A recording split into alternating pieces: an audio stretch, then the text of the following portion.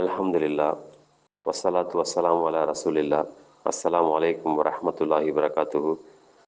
திருக்குரான் நபிமொழி துவாக்கள் என்ற புத்தகத்திலிருந்து இன்று பார்க்கக்கூடிய பிரார்த்தனை தொழுகையின் இறுதி இருப்பில் ஓத வேண்டிய பிரார்த்தனை.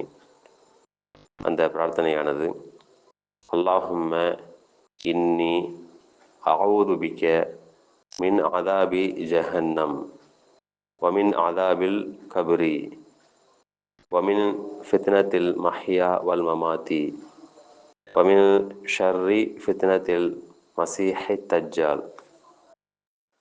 இதனுடைய பொருள், இறைவா, நான் உன்னிடம் நரகத்தின் வேதனையிலிருந்தும் கபரின் வேதனையிலிருந்தும் வாழ்வின் சோதனையிலிருந்தும் இறப்பின் சோதனையிலிருந்தும் மசீஹ் தஜ்ஜாலால் ஏற்படும் குழப்பத்தின் தீங்கிலிருந்தும் பாதுகாப்பு தேடுகிறேன்.